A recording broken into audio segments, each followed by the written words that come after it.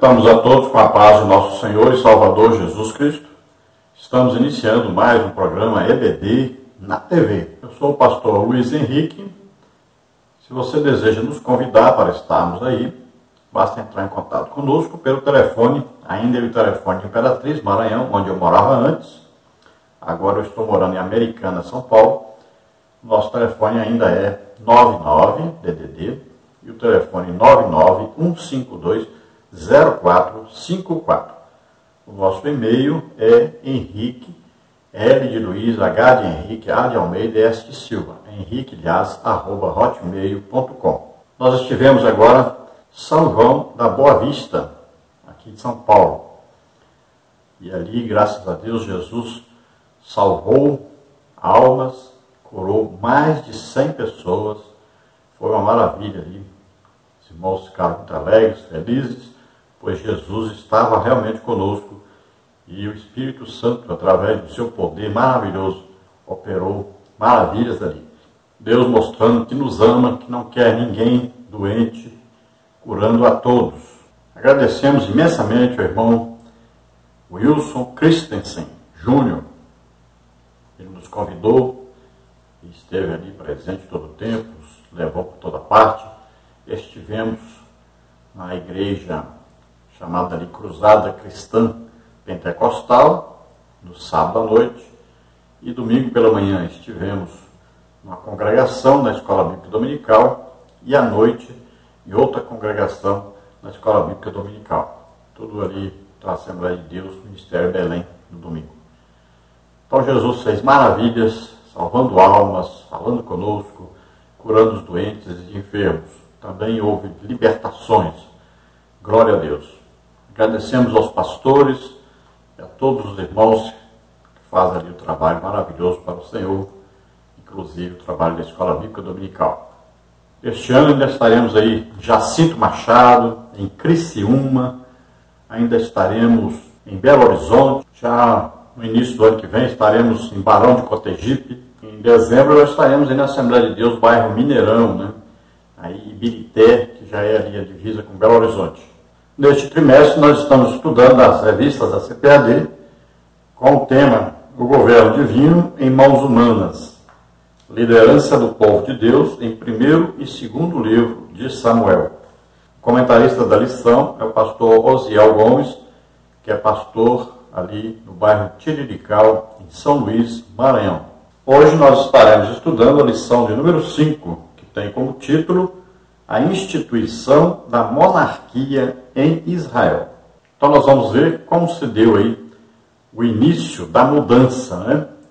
Mudança de juízes, depois tivemos aquela fase com Samuel, né? E aí houve a mudança para a monarquia. E de já nós queremos dizer que quem pediu um rei foi o povo, mas quem escolheu o rei foi Deus. Então, na lição aí, né, nós temos aí no tópico número 3, dizendo que o povo escolheu o rei, mas na verdade o povo pediu o rei, mas quem escolheu o rei foi Deus. Deus é quem escolheu Saul. Deus é quem conduziu Saul até o profeta Samuel. Foi Deus que disse, olha, aí está o homem que eu escolhi. Né? E aí você vê o versículo, está bem claro aí, dizendo que Deus é quem escolheu o rei. E Samuel, na hora de apresentar o Saul para ser rei, ele já pergunta, vocês já viram aí quem o Senhor escolheu para ser rei? Olha, não há homem como ele em todo Israel. Né? Alto, bonito. Então, do jeito que eles queriam um rei com a aparência exterior, que fosse um rei que se destacasse entre todos, e Saul era mais alto que todos, era bonito, né?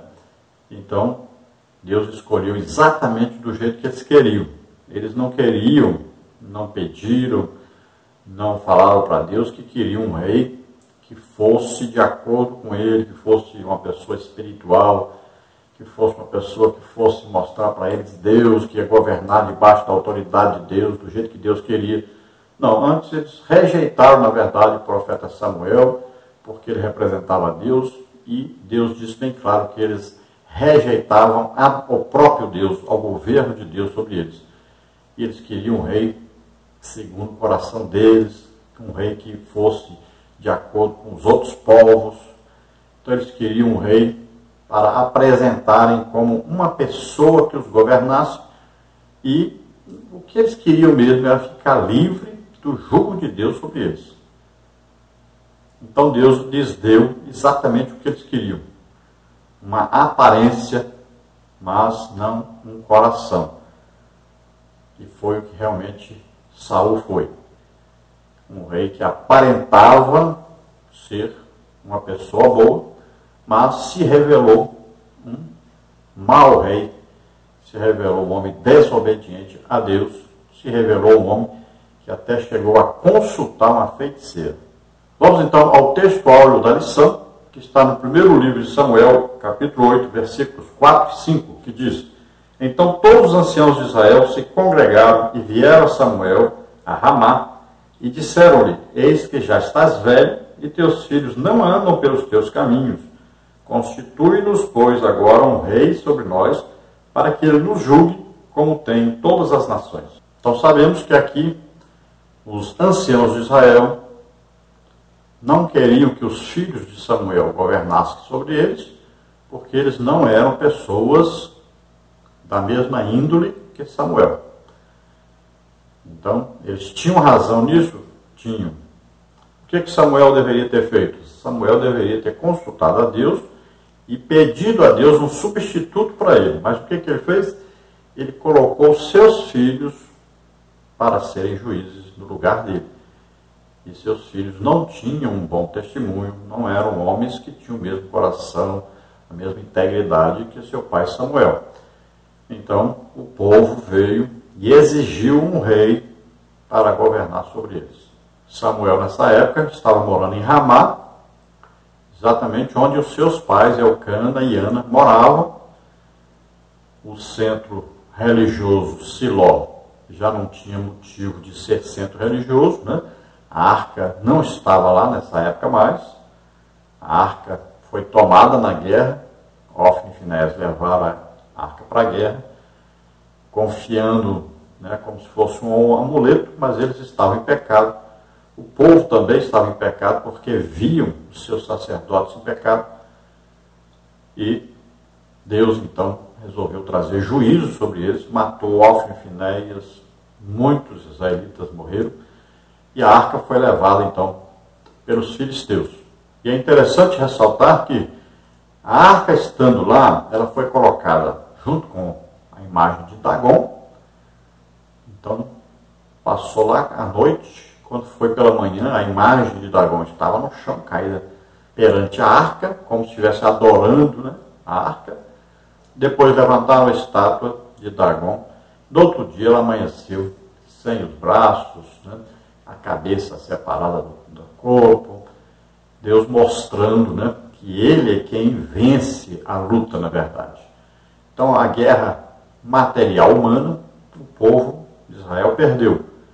Era juízo de Deus sobre eles. Mas a guerra espiritual, quem ganhou foi Deus. Ele mostrou que ele é Deus. E além disso, ainda mandou ratos, hemorroidas, né, amaldiçoou aquele povo. E eles foram mandando, né, mandaram a arca para outra cidade. Mandaram para outra cidade, mandaram para outra cidade, as 5 cidades ali. Passou a arca e as maldições chegando. E eles então resolveram, se reuniram e colocaram a arca em cima de um carro de boi, com 2 vacas paridas puxando esse carro de boi. Veja bem, quem entende disso, né, sabe que as vacas paridas não deixam seus bezerros por nada. E nem os bezerros deixam a vaca. O que eles fizeram? Amarraram os bezerros e colocaram as vacas no carro de boi para colocar então a arca em cima. Colocaram ali as oferendas, hemorroides, ratos de ouro, né, e mandaram então as vacas embora. Veja bem que o que aconteceu? As vacas queriam ficar por causa dos bezerros. Elas não iam sair daí de jeito nenhum. Então foi um teste que eles fizeram. Se realmente a arca representa Deus, se realmente esse Deus existe, é poderoso mesmo, ele vai fazer com que essas vacas larguem os bezerros e andem pelo caminho. Colocaram ali, o carro foi no caminho para Bet-Semes. Veja só o teste que eles fizeram. Então as vacas foram, os bezerros berrando lá, as vacas berrando pelo caminho, mas foram embora. Deus conduziu aquelas vacas até Bet-Semes. É uma coisa maravilhosa isso, né? É Deus mostrando que Ele é poderoso realmente. Ele comanda sobre tudo e sobre todos. Ele é todo poderoso. Então, as vacas foram berrando pelo caminho. Aí os israelitas de Bet-Semes viram a arca chegando, aquela vaca berrando, conduzindo, né? Seria como gritando, né? O evangelho, olha aqui, a presença de Deus. Olha aqui, a presença de Deus. Né? As vacas berrando, elas falavam. Mas era isso que representava a pregação do evangelho, dizendo, olha aqui a presença de Deus. Venha porque Deus está chegando. Então os israelitas olhavam ali do campo e vendo aquela situação, né? As vacas berrando muito, gritando muito ali pelo caminho, e a arca em cima daquele carro, e elas foram andando, e o povo atrás, até que pararam as vacas, e eles resolveram então olhar para dentro da arca, para verem o que havia dentro da arca. Sabendo que estava escrito, né, que havia dentro da arca as tábuas da lei, vara de Arão floresceu e um vaso contendo maná. A presença ali dentro representando a lei, representando Deus Pai, a vara de Arão representando ali o Espírito Santo, que gerou vida naquela árvore, gerou flores naquela árvore, e o maná, né, o vaso contendo maná, representava Jesus Cristo, o pão da vida. Mas eles, curiosos, olharam para dentro da arca. Nós podemos até entender que eles mexeram nas coisas e tiraram as coisas, porque a partir dali não tem mais dentro da arca a vara de Arão que floresceu e nem o maná. Só tem as tábuas da lei. Então pode ser que eles mexeram. E por causa disso, morreram muitos, milhares de israelitas. Então em Bet-Semes, por causa disso, ela foi mandada então para Kiriat Jearim. Em Kiriat Jearim ela fica por 20 anos. Veja bem que Kiriat Jearim era bem pertinho de Siló e de Ramá. Mas Samuel nunca mandou buscar a arca, porque ele não era o sumo sacerdote. Ele era um sacerdote, mas ele não era o sumo sacerdote. Ele não poderia oferecer sacrifício no Santo dos Santos, né, que era oferecido uma vez por ano na tampa da arca ali, o propiciatório. Isso só quem podia fazer era o sumo sacerdote. Eli havia morrido, seus dois filhos, Ofni e Finéias, haviam morrido também. Os filhos de Finéias ainda eram novos, né? Ele tinha um filho, o Aitube, e tinha o outro filho que nasceu no dia que ele morreu, que era o Icabode. Mas eram muito jovens ainda. Então não havia sumo sacerdote para assumir. Samuel era o sacerdote, oferecia sacrifícios. Então esse período aí não houve esse sacrifício lá no Santo dos Santos, nem houve oficialmente um sumo sacerdote. Samuel exercia essa função sem fazer aquele sacrifício uma vez por ano, entrando lá no Santo dos Santos. Mas o resto ele podia fazer. Então ele assumiu esse papel de sacerdote como se fosse um sumo sacerdote. E nós vamos ver que no tempo de Saul já houve sumo sacerdote, andava com éfode, e a arca era levada. Saul requisitou essa arca. Então a arca esteve em Nod, esteve em Gibeá, né? Então Saul, quando guerreava, ele mandava trazer a arca, e Aías era o sumo sacerdote. Nós vemos que no tempo de Saul, o bisneto de Eli é que foi o sumo sacerdote. Ele chamava-se Aías. Ele era filho de Aitube, irmão de Icabode, né, que eram netos de Eli.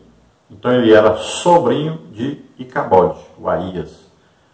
Ele que assumiu o sumo sacerdócio. Porque o sumo sacerdote Eli morreu, os seus dois filhos que podiam assumir também morreram. Aí o neto Aitube assumiu, E no tempo de Saul, quem assumiu foi o filho de Aitube, que era Aías. Saul levava a arca por toda parte, onde ele fazia as guerras, ele mandava buscar a arca. A arca esteve em Nob, a arca esteve em Gibeá. Então você veja aí que a Bíblia fala sobre isso. Então a arca de Bet-Semes foi para Kiriat Jearim, ali passou 20 anos, passou esse período em Nob, passou esse período em Gibeá, e depois, durante esses 40 anos do reinado de Saul, e no início então do governo de Davi, é que a arca é levada para Jerusalém.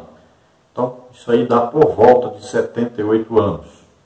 A verdade prática diz assim: antes de tomar uma decisão, o crente precisa buscar a orientação de Deus para que não venha a sofrer dolorosas consequências. Então veja que o povo pede um rei e a intenção deles é não ter mais o domínio de Deus sobre eles, um governo de Deus sobre eles. Deus disse isso bem claro e Deus já sabia que eles iriam fazer isso, né? Porque Deus sabe de antemão o que vai acontecer. Então você pode ver lá em Deuteronômio, Deus já dizendo que eles pediriam um rei para governar sobre eles. Então quando eles pedem um rei, eles estão fazendo aquilo que Deus já sabia que ia acontecer. Não é Deus que inspirou, não é Deus que mandou escolherem rei, né? Deus escolheu o rei porque eles pediram. Era para continuar tendo ali um representante de Deus, um profeta sobre eles, mas eles que pediram um rei. Então Deus escolheu Saul para governar sobre eles. A leitura bíblica em classe está no primeiro livro de Samuel, capítulo 8, versículos de 4 a 7, e em primeiro livro de Samuel, capítulo 10, versículo 1 ao versículo 7. Vamos ler. Então todos os anciãos de Israel se congregaram e vieram a Samuel a Ramá. E disseram-lhe: eis que já estás velho, e teus filhos não andam pelos teus caminhos. Constitui-nos, pois, agora um rei sobre nós, para que ele nos julgue, como tem todas as nações. Porém, esta palavra pareceu mal aos olhos de Samuel, quando disseram: dá-nos um rei, para que nos julgue. E Samuel orou ao Senhor. E disse o Senhor a Samuel: ouve a voz do povo em tudo quanto te disser, pois não tem rejeitado a ti, antes a mim me tem rejeitado, para eu não reinar sobre ele. Então tomou Samuel um vaso de azeite, e lhe o derramou sobre a cabeça, e o beijou e disse: porventura te não tem ungido o Senhor por capitão sobre a sua herdade? Partindo-te hoje de mim, acharás 2 homens junto ao sepulcro de Raquel, no termo de Benjamim, em Zelza, os quais te dirão: acharam-se as jumentas que foste buscar, e eis que já o teu pai deixou o negócio das jumentas e anda aflito por causa de vós, dizendo: que farei eu por meu filho? E quando dali passares mais adiante e chegares ao carvalho de Tabor, ali te encontrarão 3 homens que vão subindo a Deus a Betel, um levando 3 cabritos, e o outro 3 bolos de pão, e o outro um odre de vinho. E te perguntarão como estás, e te darão 2 pães que tomarás na sua mão. Então virás ao outeiro de Deus, onde está a guarnição dos filisteus, e há de ser que, entrando ali na cidade, encontrarás um rancho de profetas que descem do alto e trazem diante de ti saltérios e tambores e flautas e harpas, e profetizará. E o Espírito do Senhor se apoderará de ti, e profetizarás com eles, e te mudarás em outro homem. E há de ser que, quando estes sinais te vierem, faz o que achar na tua mão, porque Deus é contigo. Glória a Deus. Então vemos aí o povo pedindo a Deus um rei, Deus escolhendo Saul e já ungindo Saul para ser rei. Veja só que veio uma unção do Espírito Santo sobre Saul. Então aqui vem sobre ele e fica até que ele se desvie. Então quando ele se desvia, a Bíblia diz bem claro que o Espírito Santo saiu de Saul e no lugar do Espírito Santo entrou um demônio.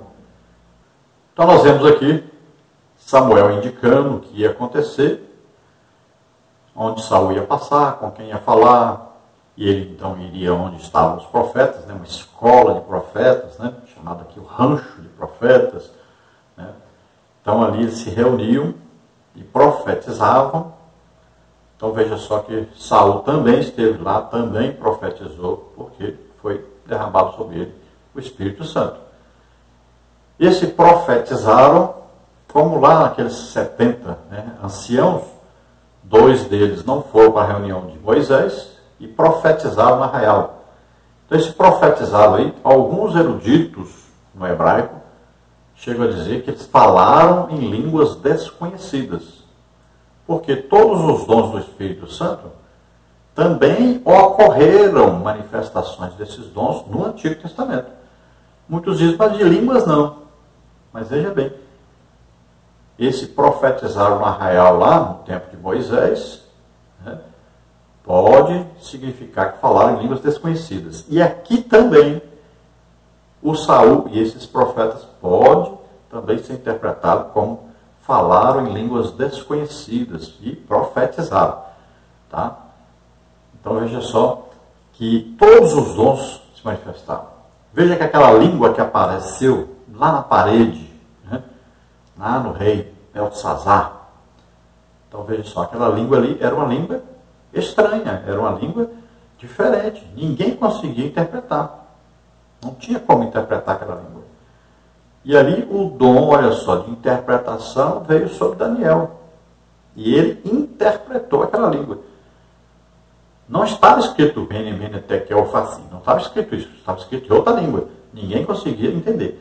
Ele que quando foi ler, ele traduziu então, dizendo, ó, está escrito Mene, Mene, Tekel, Facim. Então ele agora diz, isso significa tal, tal, tal. Então, veja só, estava uma língua desconhecida. Então, todos os dons, viu, que tem no Novo Testamento, esses dons já se manifestaram no Antigo Testamento. É coisa interessante e uma curiosidade para você aprender sobre isso. E Isaías também, né, diz lá que por outras línguas falaria esse povo. Olha só, é exatamente essas línguas estranhas que a gente fala, mas na verdade são línguas espirituais, línguas do Espírito Santo. Que no original, né, é a palavra glossa lá do grego. Quando é línguas espirituais, línguas que só se fala através de uma manifestação sobrenatural do Espírito Santo, então é glossa.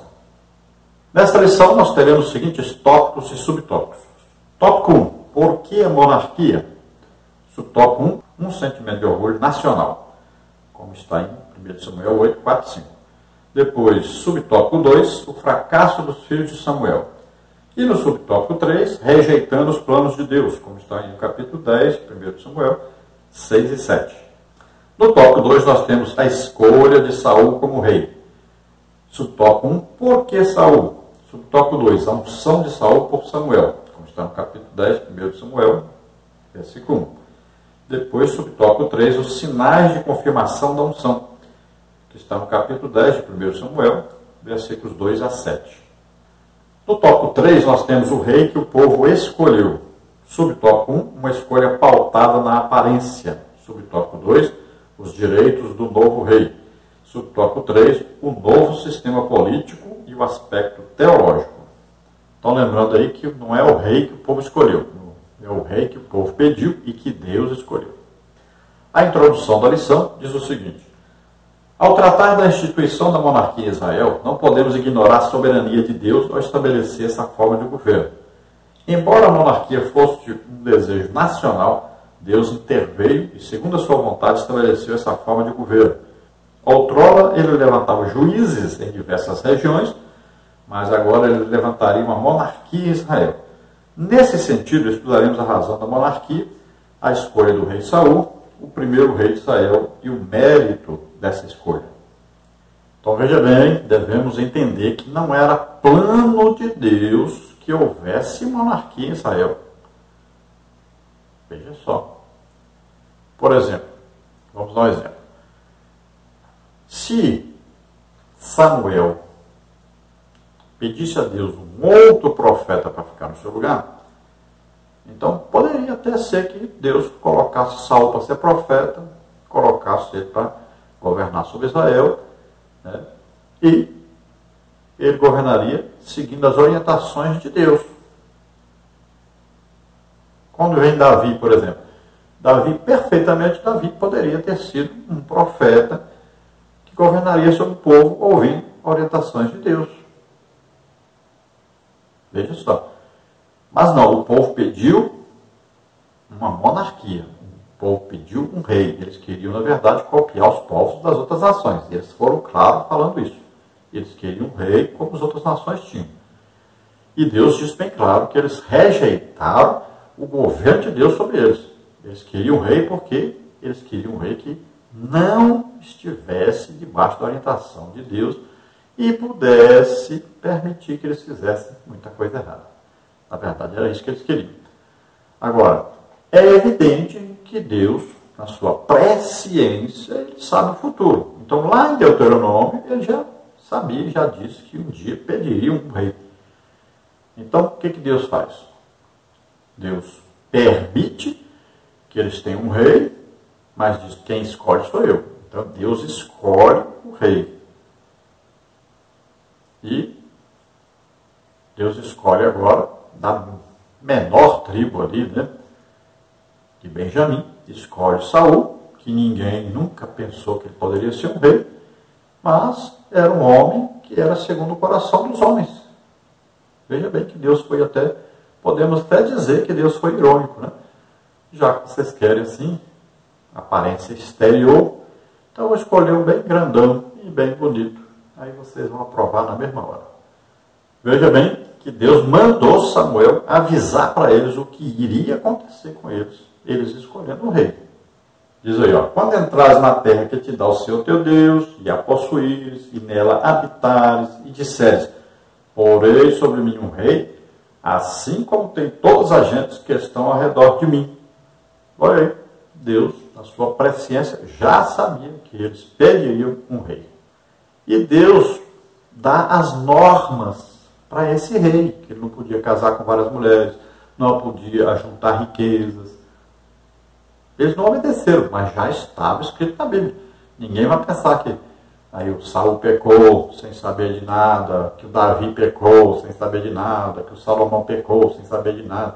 Ah, que tiveram mulheres e era permitido. Não era permitido, já estava escrito que não podia ter.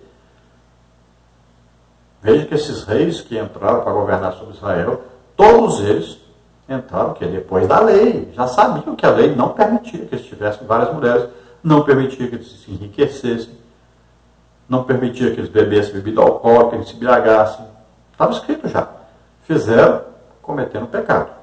Então veja que Saul, o primeiro rei de Israel, sobre todo Israel, completo, né, território. Depois vem Davi, sobre todo o território também, e Salomão também, sobre todo o território. Então Saul é o primeiro rei de Israel, é um rei mau, porque desobedeceu a Deus e foi para a idolatria. Depois vem Davi, o homem segundo o coração de Deus, que também pecou, mas sabia se arrepender, pedir perdão, se consertar com Deus, se arrependia realmente. Depois vem Salomão, o homem mais sábio do mundo, né?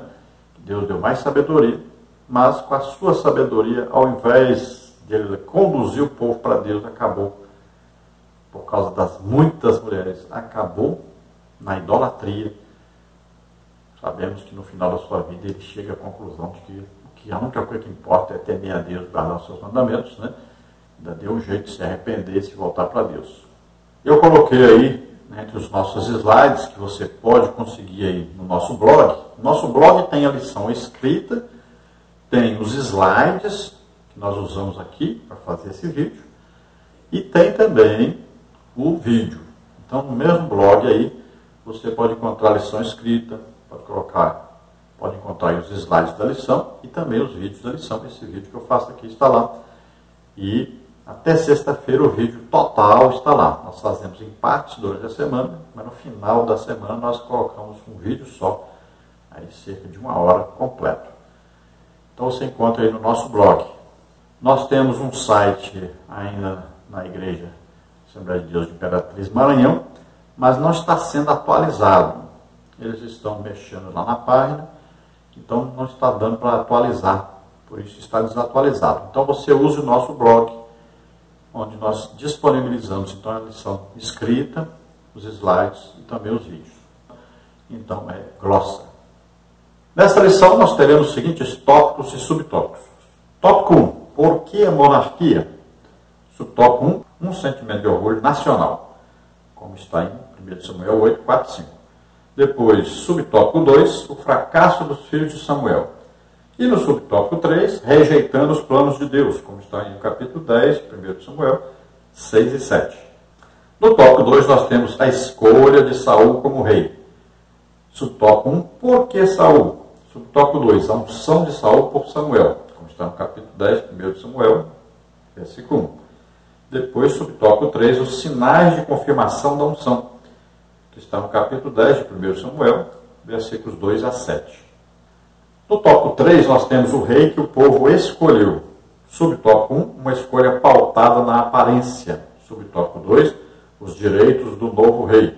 Subtópico 3, o novo sistema político e o aspecto teológico.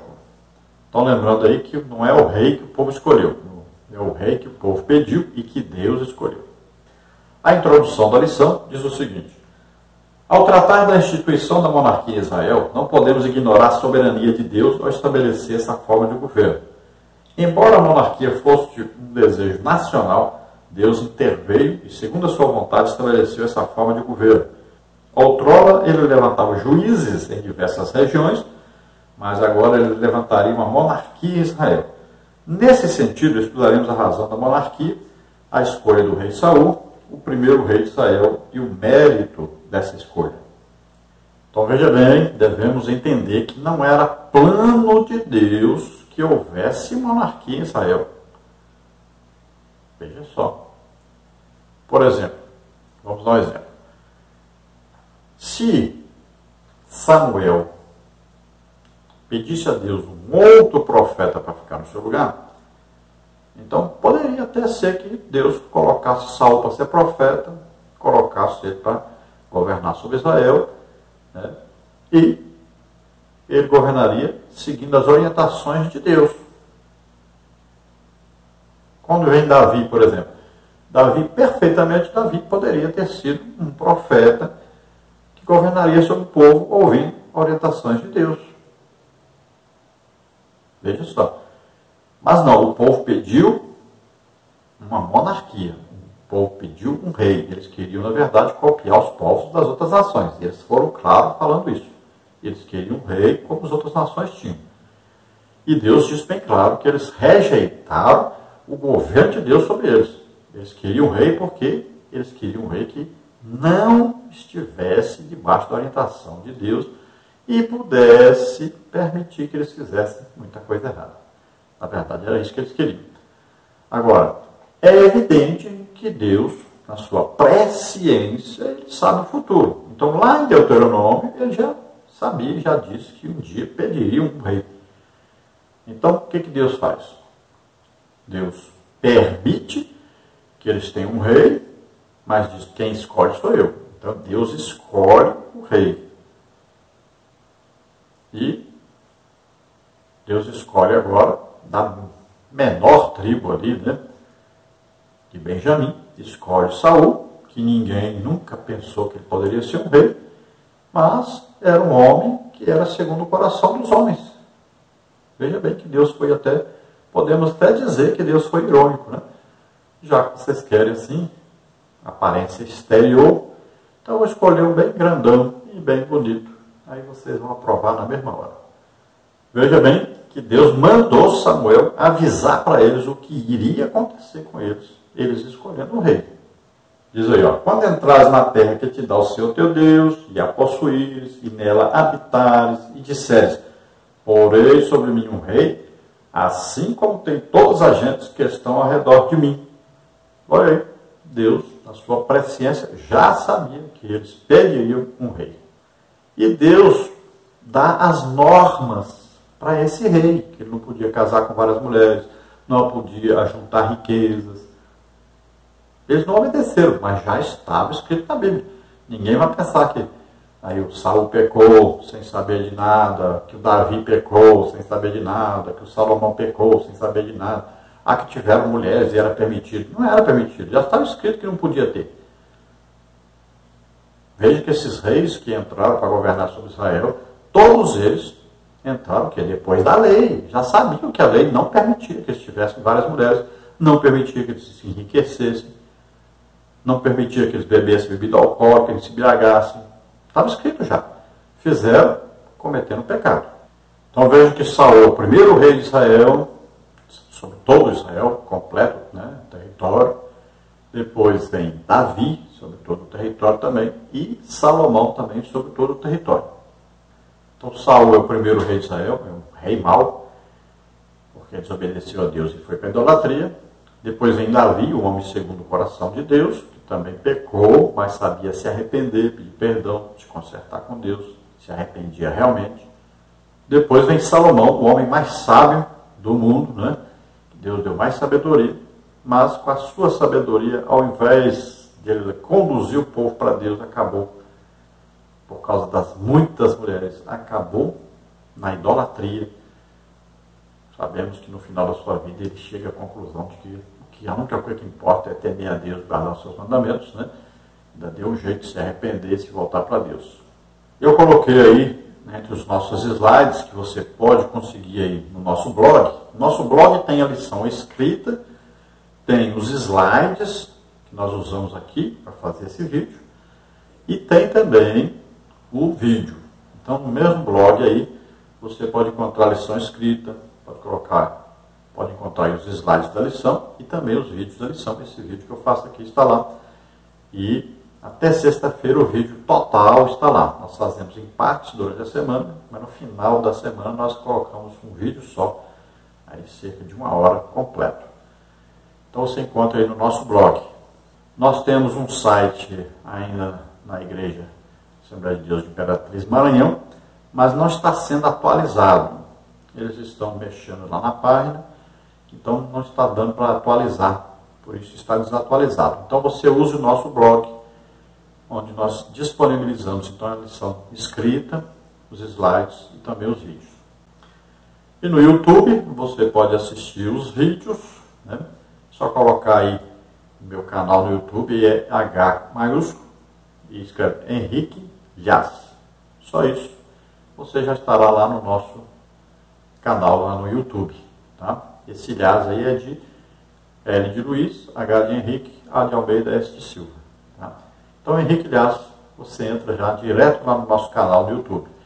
Sempre se inscreva lá para receber, toda vez que eu colocar o vídeo, você já vai receber aí a notícia de que eu coloquei, né, postei lá um vídeo. Também, você sempre coloca aí gostei. Isso tudo ajuda a gente que trabalha com o YouTube. Precisa que você passe para os outros isso, que você fale para os outros, divulgue esses vídeos que nós colocamos no YouTube. Então, quanto mais gente assistir, mais o YouTube permite que a gente coloque mais coisas lá, né? Os vídeos maiores, os nomes maiores, observações, informações maiores. Então, quanto mais você conseguir gente para entrar aí nos nossos vídeos, você estará nos ajudando, viu? Então, nos ajude e divulgue os nossos vídeos. Nós colocamos aí nos slides problemas de Saul. Então, você pode ver aí vários problemas na vida de Saul. Nós colocamos também o que Saul tem de bom e que combina certinho com Davi. As duas coisas para os dois. Um fez uma coisa, outro fez outra, que é parecida. Então você vai ver aqui que combina os dois aí também. Nós colocamos aí também os problemas e as realizações da monarquia. E você vai ver que Samuel avisou que ia acontecer de ruim com eles, né? Seus filhos serem escravos, colocados no exército, suas filhas. Então você vai ver os avisos, né, que Samuel deu, e você vai ver que se cumpriu exatamente como ele disse que ia acontecer, aconteceu. Todas as coisas ruins que foram ditas por Samuel ao povo, que se eles colocassem um rei, iria acontecer, Ele preveniu o povo, mas o povo queria o rei, quis o rei a si mesmo. E tudo o que foi dito que ia acontecer, realmente aconteceu. Então você veja no quadro aí também, então, as qualidades do rei Saul, parecida com qualidades do rei Davi. Então nós vamos ver que Saul, por exemplo, foi escolhido como um homem belo. Então nós vamos ver que Davi também era um jovem de boa aparência. O Saul foi buscar as jumentas do pai, o Davi cuidava das ovelhas do pai. Então você vai ver aí várias coisas semelhantes entre um e outro. Então você pega aí os nossos slides e confira aí. Tá? O endereço está aí, você entre e veja direitinho. Nós vamos disponibilizando aqui rapidamente, porque o tempo não dá. Mas você pode aí apertar o print screen aí quando aparecer aqui qualquer imagem. E você então passa essa imagem aí. Quando você apertar o print screen, está guardado. Você abre o Paint, que já vem no Windows, né? E coloca colar. Pronto. Ou Ctrl+V. Aí cola no Paint, aí a figura aparece aí. E você depois coloca o tamanho que quiser aí da figura, né? Redimensionar aí. Coloca o tamanho que você quiser. Vamos ver então no tópico 1. Por que a monarquia? Subtópico 1. Um sentimento de orgulho nacional. Subtópico 2, o fracasso dos filhos de Samuel. Subtópico 3, rejeitando os planos de Deus. Subtópico 1, um sentimento de orgulho nacional. O desvio de Israel teve origem em sua desobediência a Deus. Os israelitas só o buscavam em tempos de crise. Então, davam ouvidos à mensagem divina. Segundo a Bíblia, Deus chamou Israel para ser líder espiritual do mundo, como está em 1 de Crônicas 17:21 e João 4:22. Mas a nação enveredou pelo mesmo caminho das outras nações. Assim, por meio do orgulho nacional, os israelitas foram levados a pedir um rei antes da hora. Nesse caso, adotar o regime monárquico, segundo o modelo pagão, significava rejeitar a liderança divina representada por Samuel. Dessa forma, os israelitas escolheram uma política meramente humana, fugindo de sua real vocação sacerdotal e profética. Há perigo quando o povo de Deus deixa sua verdadeira vocação para imitar as instituições terrenas. Embora seja bíblico cumprir nossas obrigações políticas e sociais, a vocação da igreja é espiritual, como afirmou Jesus. O meu reino não é deste mundo. Se o meu reino fosse deste mundo, lutariam os meus servos para que eu não fosse entregue aos judeus. Mas agora o meu reino não é daqui. João 8:36. Então vemos que Deus, na verdade, chamou o povo de Israel para todos serem sacerdotes, assim como a igreja. Na igreja, sacerdócio real. Todos somos sacerdotes. Então nós intercedemos pelas pessoas, nós fazemos sacrifícios pelas pessoas, intercedemos pelas pessoas, né? Oramos pelas pessoas. Olha bem, o jejum é um sacrifício. Veja só, que deve ser praticado por todo crente.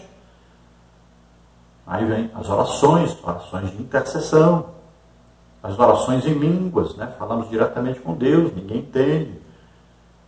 É uma oração que chega diretamente até Deus. Nós, com pensamento, nós estamos pensando na oração que vamos fazer. Com a boca, o Espírito Santo vai fazendo a perfeita oração, levando até a Deus.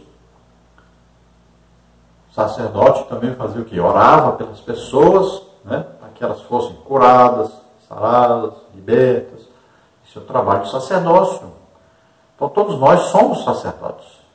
E o desejo de Deus é que o povo de Israel todos fossem sacerdotes. Era para todos receberem o Espírito Santo e todos serem profetas, sacerdotes, todos eles. Mas eles não quiseram. No tempo que Moisés, mandaram Moisés no lugar deles, não quiseram ir, ficaram com medo de Deus. Ao invés de ter temor, tiveram com medo, porque viviam no pecado. Agora, no tempo de Samuel, rejeitam Deus sobre eles e querem um rei, querem copiar as coisas do mundo, né? Olhavam lá no mundo, viram um rei. Você pode ver que hoje também é assim. Por exemplo, nos Estados Unidos, para colocar um presidente, pode ver que sempre é um homem bem alto, né? Que ele vai se destacar no meio dos outros, né?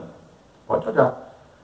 Então as pessoas querem assim, uma pessoa que tem uma aparência, né, diferente dos outros, que seja superior na aparência, porque a pessoa já olha e já se sente menor, já se sente inferiorizada. Hoje nós estamos vendo muito isso na igreja, né? Pessoas que se vestem ali como se fossem reis. As roupas aí brilhantes, né? Sapatos brilhantes. Pessoas que estão vestidas aí para poder humilhar as pessoas, na verdade. E muitas vezes a gente vai a uma reunião na igreja, a gente parece que está em Brasília. Mas não, mas aqui não é uma convenção, uma reunião da igreja, mas parece mais uma reunião de deputados, senadores, né? Toda aquela burocracia ali e tal. Temos que tomar cuidado, pararmos de imitar o mundo. Então, nós não ouvimos os representantes realmente de Deus, que tem alguma coisa para falar, porque pode ser que pegue para o lado da liderança. Então, não é permitido a pessoa falar. Aí escolhe só aquelas pessoas que falam segundo o que eles querem que seja falado. Também nos cultos, né? Então, a pessoa que fala realmente o que Deus quer que seja falado, dá pouquinho tempo para ele, se é que algum dia vai ter oportunidade. Dá bem pouquinho tempo para ele. E para aquele que fala aquilo que está no coração da liderança, que agrada a liderança, né? Dá bastante tempo para ele exaltar a liderança.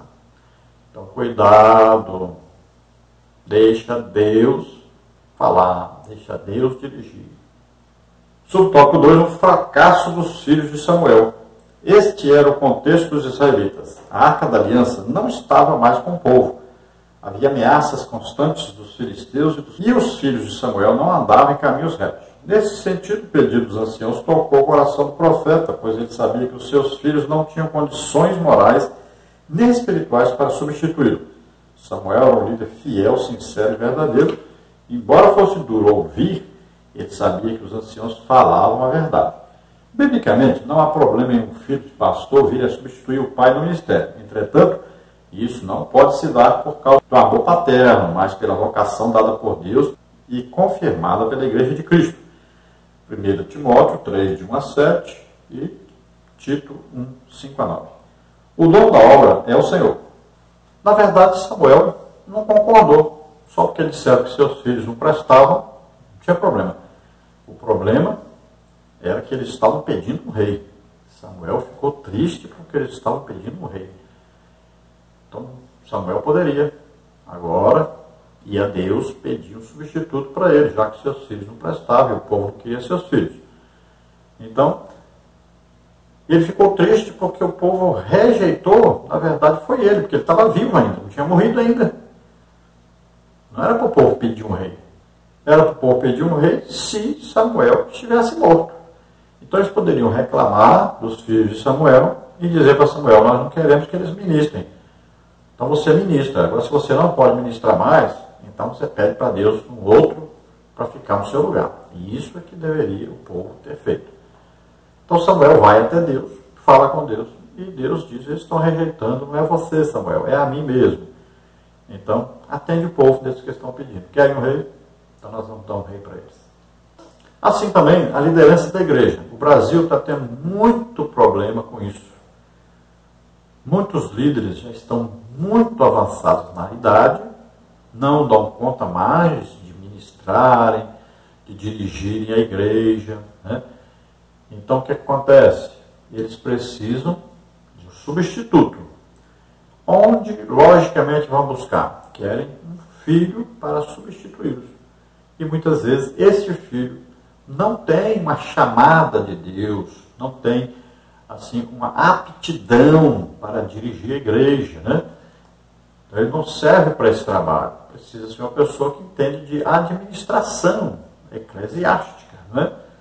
Ele vai ficar numa administração eclesiástica, uma administração da igreja. Então, tem que entender sobre gastos, né? Entender aí sobre como aplicar o dinheiro, onde aplicar, onde distribuir, como distribuir esse dinheiro, como organizar aí as diversas igrejas, né? As congregações, como tratar os pastores, né? Como arquitetar planos, né? Aí, metas para a igreja, ter uma equipe organizada. Então tudo isso o pastor faz. E ele precisa, todo pastor, ele tem por necessidade ser um ensinador. Se ele não serve para ensinar a palavra de Deus, ele não serve para ser pastor. Então ele tem que ser um bom ensinador da palavra de Deus. E na maioria das vezes, então, esse pastor que já está muito idoso, não tem um filho para substituí-lo à altura e acaba colocando um filho que não tem essa aptidão. E aí causa divisão da igreja. As pessoas não aceitam e aí querem que a pessoa saia, a pessoa não vai sair porque tem autoridade maior por detrás dele e acaba causando então essa divisão no corpo de Cristo. Acabam abrindo outras igrejas, né? Acaba tendo aqueles grupinhos que prejudicam o trabalho do pastor que está entrando. E isso é terrível, mas devido a uma coisa ser feita de maneira errada. Então, se o pastor está na idade avançada, ele deve procurar uma pessoa que ele vai colocar no seu lugar. Ele deve preparar já essa pessoa. E deve colocar no seu lugar. Agora, se o filho pode, ele vai treinar esse filho, o filho pode assumir. Ótimo, muito bom. Agora, se não pode, então não deve ser colocado, porque vai causar muitos problemas à igreja, com certeza. Então tem pastores que são filhos de pastores e são excelentes administradores.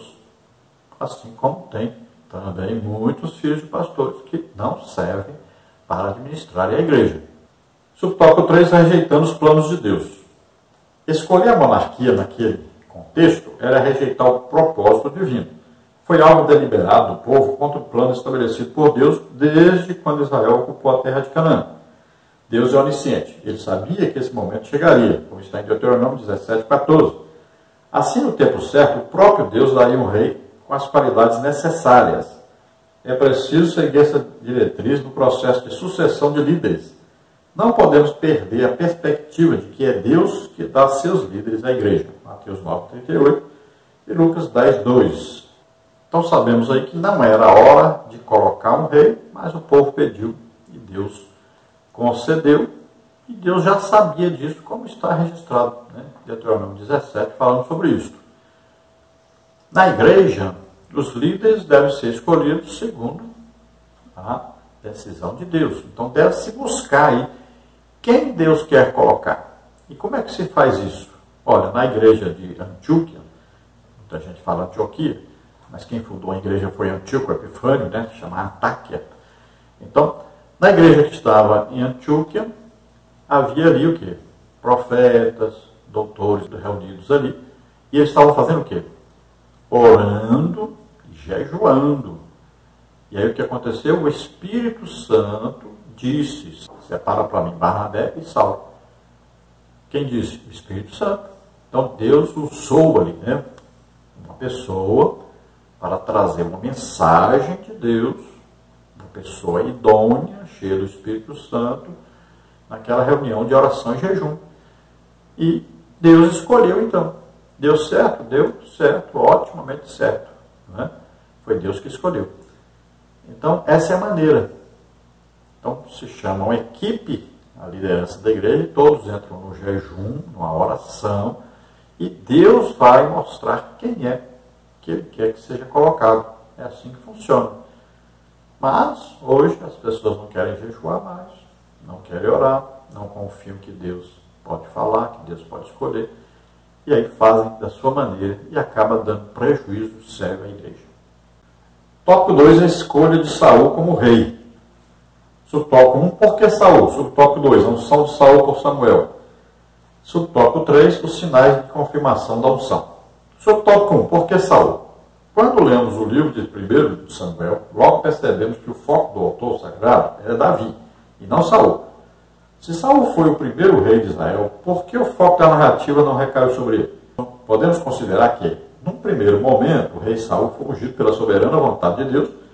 Entretanto, ele reinou indiferente aos mandamentos divinos, era um rei falho, egoísta e ciumento. O propósito do autor sagrado é contrastá-lo com Davi, um homem segundo o coração de Deus. Então veja que Davi ainda não tinha idade para assumir a monarquia, o reinado em Israel. Mas nós vemos que a ênfase do livro de 1 de Samuel é fazer com que Saul apareça como alguém que tinha problemas e que deveria ser substituído por Davi. Então a ênfase aí está em Davi, é mostrar que Davi era melhor do que Saul. E é isso que nós conseguimos entender aí, né? Entendemos que, primeiro, o plano de Deus é um profeta, é Samuel, seu representante. O povo pede um rei, é dado um rei segundo eles queriam, aparência exterior, mas que no início foi bom rei, mas se mostrou um mau rei porque o seu coração não era bom. Ele não tinha a reverência devida, ele não tinha o temor devido, ele não fez altares, né? Só fez um altar.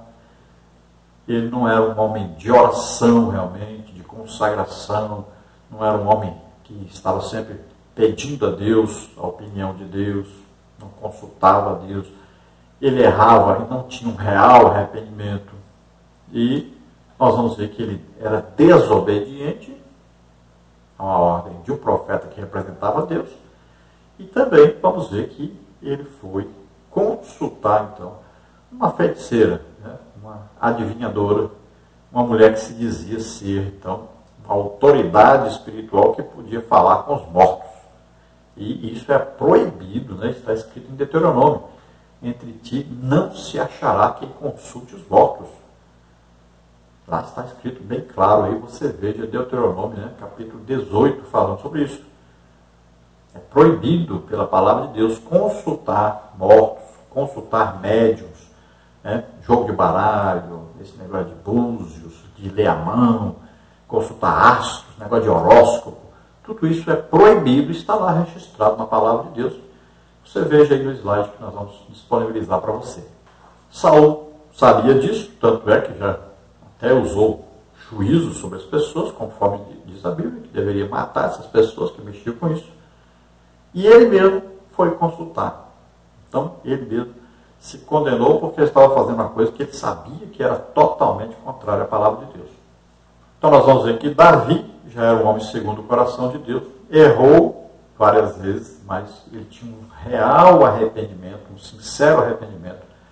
E sempre ele queria consultar Deus, ele queria exaltar Deus, adorar a Deus, glorificar a Deus. Ele tinha sempre a intenção de agradar a Deus. Sempre esteve assim. Então ele errava, mas se arrependia, pedia perdão, ele intercedia pelo povo, ele fazia tudo o possível para agradar a Deus. Subtópico 2, a unção de Saul por Samuel. Na unção de Saul, alguns detalhes devem ser destacados. Samuel beijou em sinal de afeição e admiração pessoal. A unção era feita com azeite de oliva. A cerimônia simbolizava a investidura divina para o exercício do cargo. Os que são separados por Deus para a sua obra têm a unção do Espírito Santo, a capacidade que vem do alto para o exercício do santo ministério. Como está em Efésios 4, 11 a 14. Hoje, não necessitamos do azeite para a separação de obreiros para o ministério da palavra. Basta a imposição de mãos do presbitério, como está em 1 Timóteo 4, 14, 2 Timóteo 1, 6. Então vamos ver que Samuel, profeta, representante de Deus, quando ele vai então ungir Saul como rei, ele derrama ali o azeite, né, sobre a cabeça de Saul, assim como depois ele vai fazer com Davi. Mas veja bem que ele beija Saul, então, aqui o comentarista fala da sua admiração por Saul. É claro que ele não conhecia antes Saul aqui, né? Conheceu quando Saul foi procurar as jumentas do seu pai e foi consultar ele e perguntar onde é que estava. Então veja só que Samuel aqui indica que ele está agora, com aquele beijo, ele está passando, né, a autoridade para Saul. Ele está diante do povo, com aquele beijo, dizendo que ele está fazendo uma coisa autorizada por Deus, que Deus ama aquele homem que vai assumir. Isso diante do povo era muito importante. E com a unção do óleo, então vem o quê? Vem a parte espiritual, a parte que as pessoas não veem. Vem a pessoa, vê o azeite, né, sobre a cabeça da pessoa. mas não vê o que está acontecendo internamente. E nós vamos ver que Deus, ele muda o coração de Saul. Saul vai até os profetas, profetiza junto com eles. Então, ali naquela unção, Deus está capacitando espiritualmente aquele homem. Aquele beijo representava, então, a parte humana, né? E a unção representava a parte espiritual. Hoje não se usa mais. Paulo, ao citar ali o chamamento das pessoas que ele, o presbitério, a direção da igreja orava, né? Ele não cita se havia unção. Pode ser que sim, pode ser que não. Mas ele não cita. O importante é que seja o quê? Impostas as mãos sobre eles. Lá na reunião, né, dos profetas, ali, doutores que estavam reunidos em oração e jejum, só diz que eles impuseram as mãos sobre Barnabé e Saulo e enviaram então eles para a obra de Deus. Então nós vamos ver que no Novo Testamento não tem essa exigência, né? E parece que não tinha mais esse costume de colocar óleo. Mas na igreja, então, hoje são separadas pessoas para o exercício do ministério. É evidente que a escolha hoje, existe uma escolha eclesiástica, que são os homens que escolhem, e existem os ministérios que são dados por Cristo da igreja, são pessoas dadas por Cristo da igreja. Os profetas que profetizaram a respeito da vinda de Jesus, da morte de Jesus, da ressurreição de Jesus, esses duraram até João Batista. Agora, a partir daí, tem os profetas da igreja. É um ministério, como está em Efésios 4:11. É um ministério. Assim como existe pastor, todo mundo aceita que tem pastor? Pois é um ministério, está lá em Efésios 4:11. Existe evangelista? Todo mundo aceita que existe evangelista. Pois é, Efésios 4:11 diz que existe evangelista.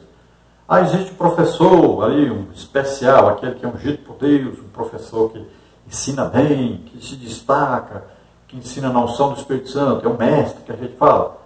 Existe, todo mundo aceita? Aceita. Pois é, do mesmo jeito que existe apóstolo e do mesmo jeito que existe profeta.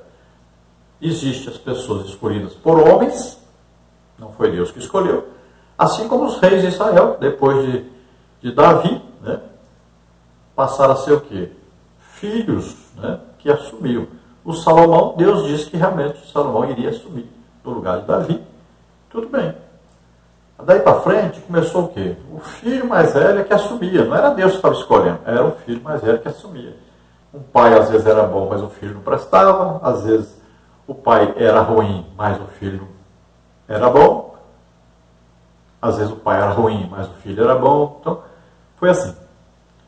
Às vezes, nós temos na igreja um profeta que ninguém sabe que ele é um profeta de Deus. Ele, às vezes, nem diácono ele é. Porque não houve ainda uma percepção espiritual por parte da liderança de que aquela pessoa tem um ministério dentro da igreja. Você pode encontrar pessoas aí, são pessoas que visitam as outras pessoas, aconselham as pessoas, cuidam das pessoas, conduzem as pessoas à igreja. Ele faz um trabalho pastoral, ele cuida realmente das ovelhas. Mas ele não é nem diácono. Subtópico 3, os sinais da confirmação da unção. 3 são os sinais que confirmaram a unção de Saul como rei de Israel.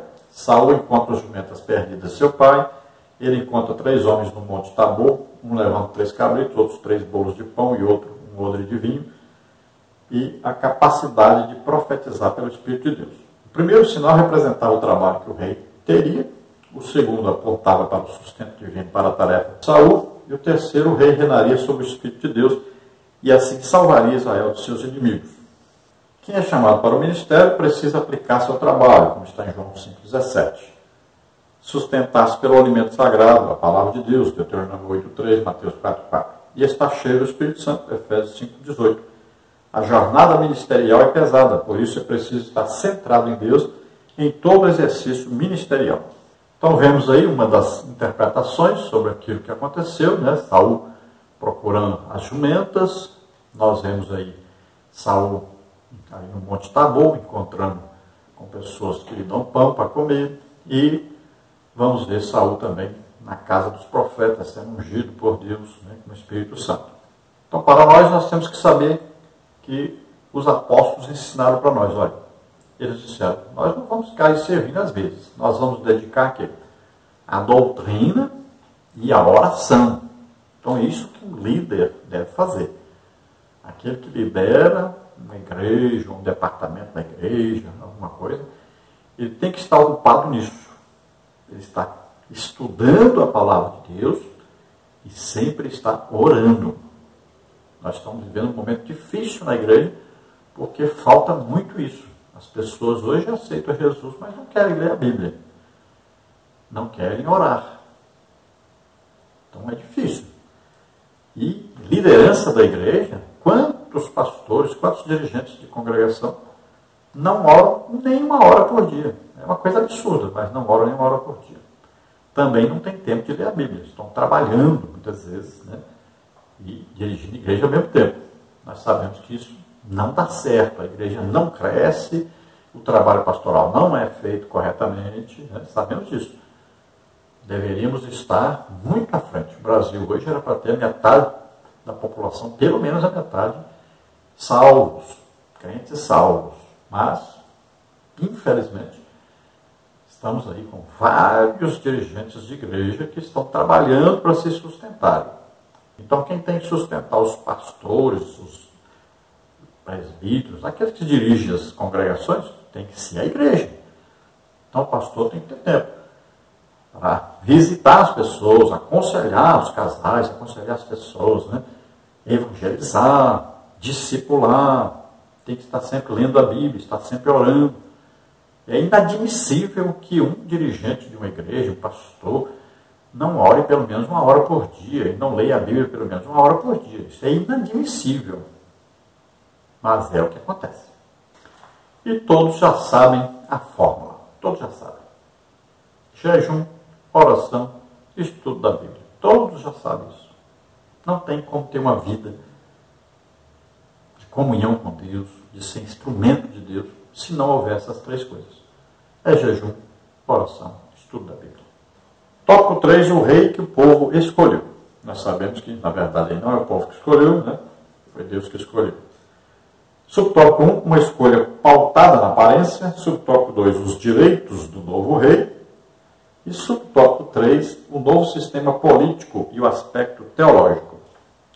Subtópico 1, uma escolha pautada na aparência. Saul rejeitou a palavra do Senhor. Assim, brevemente, Deus daria ao povo um rei segundo o seu coração. 1 Samuel 13, 13, 15 e 23. Entretanto, para o povo, Saul era um candidato que enchia os olhos.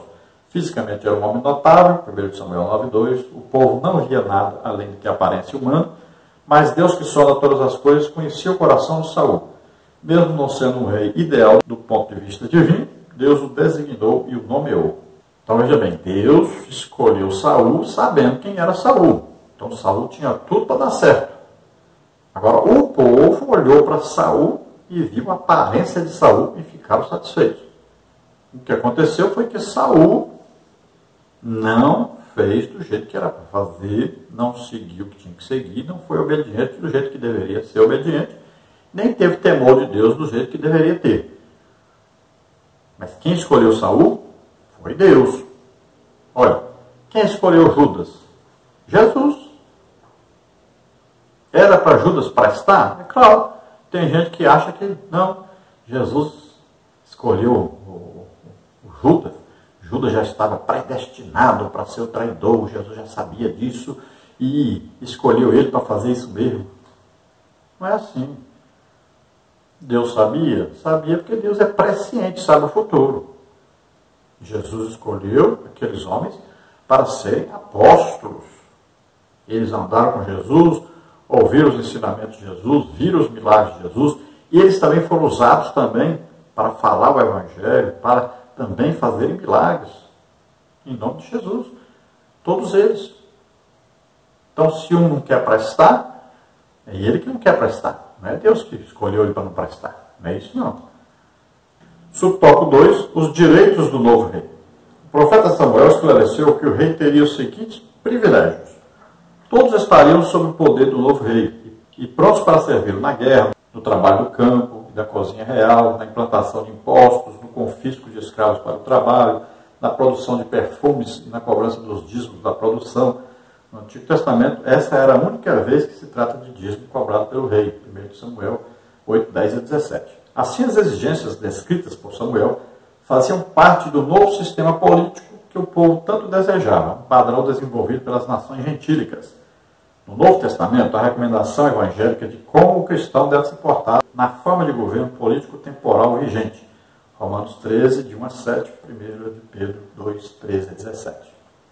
Então nós fizemos aí um slide, um quadro para você acompanhar, e aí diz as exigências, né? Aí são exigências que o rei fez. E Samuel já havia dito ao povo que o rei faria essas exigências, Deus havia dito isso. E realmente aconteceu, o rei exigiu e tiveram que cumprir. Eles escolheram o rei, queriam segundo as outras nações, e assim era o sistema de governo. A igreja, ela tem o estatuto da igreja. Então ali no estatuto diz o que os crentes podem fazer, devem fazer e não devem fazer, não podem fazer. Então o estatuto diz isso. É feita uma reunião da liderança, né? E ali vão fazer as normas, né? Qualquer sociedade, ela tem normas. Se você entrar num clube, por exemplo, tem uma piscina lá tem normas. Ó, aqui não pode nadar de short de pano. Aqui não pode usar bronzeador. É uma norma. Todo lugar tem normas. Se você vai numa igreja, tem normas. Então aqui, os crentes, olha bem, não usam barba, cabelo curto para os homens, cabelo comprido para as mulheres, mulher usa saia, homem usa calça comprida. São normas, né? Os pastores, aqui os pastores todos andam de terno. Então são normas que são criadas e que são normas que não vão contradizer a Bíblia, não vão fazer a pessoa aí sofrer, morrer por causa disso. São normas possíveis de ser cumpridas e obedecidas e que caracterizam aquela sociedade. Então a Assembleia de Deus tem as suas normas? Tem.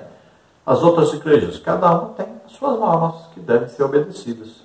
Quando a pessoa desobedece e está nessa igreja, ela está pecando, porque está quebrando as normas desta igreja onde ela está. Então, se você não aceita as normas de uma igreja, vá para outra, né? Mas não fique quebrando as normas dessa igreja que você está. Subtópico 3, um novo sistema político e o aspecto teológico. Deus sempre cuidou de Israel. Deu-lhe mandamentos, escolheu lideranças para representá-lo em momentos ímpares.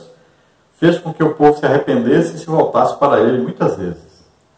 Agora não seria diferente. O Senhor não se afastaria da nação. Se originalmente esta não era a vontade de Deus, o Criador usaria esse modelo para guiar o seu povo. Ele já preparara um rei segundo o coração dele. 1 Samuel 13, 14. Nesse novo modelo, a liderança seria centralizada na pessoa do rei. Sacerdotes e profetas representariam o conselho de Deus para o governo monárquico. Assim, o Altíssimo conduziria o seu povo pela história. Então, como o povo pede um rei, exige um rei, Deus concede um rei, mas o que é que Deus faz? Deus escolhe esse rei e também Deus coloca para orientar esse rei e para aconselhar esse rei, coloca sacerdotes e coloca profetas. Então, os sacerdotes conduziriam o povo a Deus, ofereceriam o sacrifício a Deus, fariam aquele trabalho espiritual e o rei teria que colaborar com esse trabalho e participar muitas vezes desse trabalho. E existiam os profetas que aconselhavam o rei, muitas vezes também escreviam tudo o que acontecia.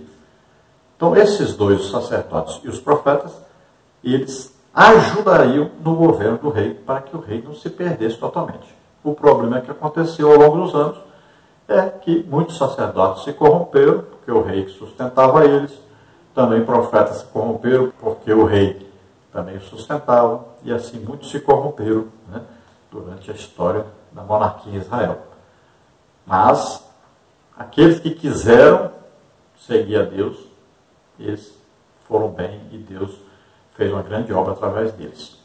Assim na igreja também, a liderança da igreja existe, então, os ministérios. Se a igreja pudesse manter os 5 ministérios, como está lá em Efésios 4:11, então a igreja funcionaria muito melhor se tivesse, então, esses 5 ministérios que estão aí. Assim como o corpo humano tem 5 sentidos, a igreja é um corpo de Cristo, tem 5 ministérios, visando sempre a igreja, o crescimento da igreja, salvação de almas sempre em primeiro lugar. Então vai dar tudo certo, essa igreja vai crescer muito, vai desenvolver muito e vai ser uma bênção na terra para todos os homens. Experimente fazer isso na sua igreja e você vai ver o que acontece. Vamos à conclusão. Deus é o Senhor da história. Muitas vezes não conhecemos seus caminhos nem propósitos, mas sabemos que sua vontade é sempre a mais perfeita e agradável. Não podemos perder de vista que o Pai é quem governa a nossa vida. Como cristãos, devemos buscar a bênção de que a nossa vontade e escolhas sejam sempre bem alinhadas com as de Deus. Então veja bem que às vezes nós queremos uma coisa, insistimos nisso, e Deus vai usar isso para nos conduzir, embora não fosse a vontade perfeita dele. Na maioria das vezes nós estamos fora da vontade perfeita de Deus. Então às vezes nós estamos aí morando numa cidade e Deus gostaria que nós estivéssemos morando no campo. Às vezes nós estamos morando no Brasil e Deus gostaria que nós estivéssemos morando na África, por exemplo. Às vezes nós estamos só aí na escola dominical dando aula e Deus gostaria que nós estivéssemos também pregando por toda parte, evangelizando, ganhando almas, né, ministrando curas e tudo mais. Então procuremos adotar na nossa vida aquilo que Deus quer para nós. Nós vamos fazer aquilo que Deus quer que nós façamos. Às vezes temos que passar por dificuldades para nos colocarmos à disposição de Deus e fazermos aquilo que Deus quer que nós façamos. E assim nós vamos levando a nossa vida, procurando agradar a Deus, fazer aquilo que Deus quer que nós façamos. Então, tome cuidado com isso. Não fique agradando homens, agrade a Deus. Veja bem, o que Deus quer para você, o que Deus capacitou você para fazer, faça. E Deus ficará satisfeito com isso.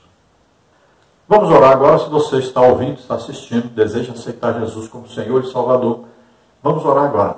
Você recebe agora a salvação, perdão de Deus. Se você deseja ter um ministério, fazer uma grande obra para Deus, também vamos orar agora. Receba. Se você está doente, enfermo, receba a cura. Vamos orar. Pai querido, esses que se chegam a Ti agora, te pedimos, salve, Senhor. Ó Senhor, enche-os do Espírito Santo agora, toca neles, em nome de Jesus.